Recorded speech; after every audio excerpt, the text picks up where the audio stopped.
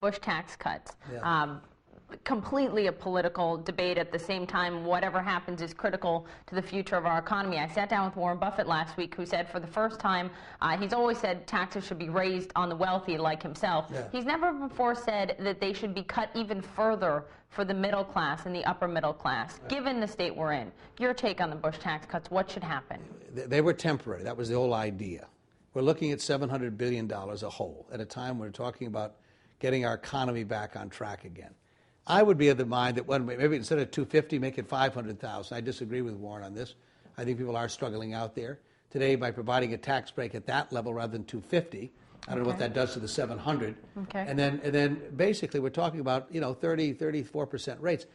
When people talk about, well, Jack Kennedy did this, the rates were at 91% in 1961, not in the mid 30s where they have been. So I, for one, think you ought to, on the upper income, that much capital, that much resource that ought to be used for getting our economy moving. Do you support the president's push to extend those tax cuts for all, but the top 2 to 3%? Well, I would say I would raise that number. I'd raise it from 250 to 500, make it 500,000 and below, extend the tax cuts for them at the very top. Again, I represent a lot of people in that category, and while some clearly want it, many also realize it's in their interest, in the country's interest, to get back into a physically responsible zone, which we're not in today, and we're going to have to get there. And if that will help us get there, along with other steps we have to take, then I think most of them will be willing to do it. Jobs. Everywhere I go across this country, communities are bleeding jobs. There's no stability. There's no certainty for families looking ahead. Right. What's the number one thing the administration can do and Congress can do, because they have to act together, on jobs? Well, he's on the right track with the infrastructure approach. But I don't think $50 billion gets you there. I mean, I think it's, there are people who are worth that amount of money in this country, individuals. In order to be doing what we ought to be doing, you need to leverage more private capital, sovereign wealth funds, equity funds and the like. And I think you can do that. In fact, Chuck Hagel, a former Republican senator, and I, for the last 5 or 7 years, have offered legislation to do this. Other countries have done it.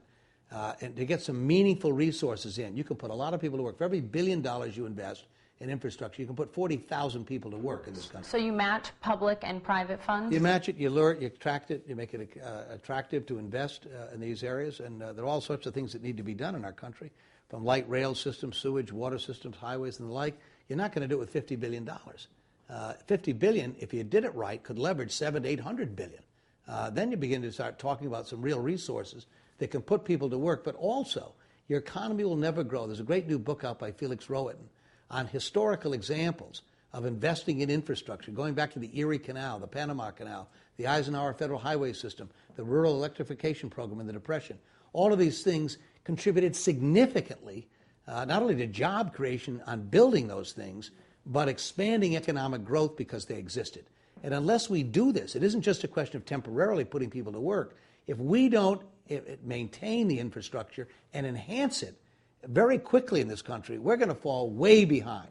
Even if our economy improves, we're never going to have the kind of economic growth in the absence of investments in our basic infrastructure in the country.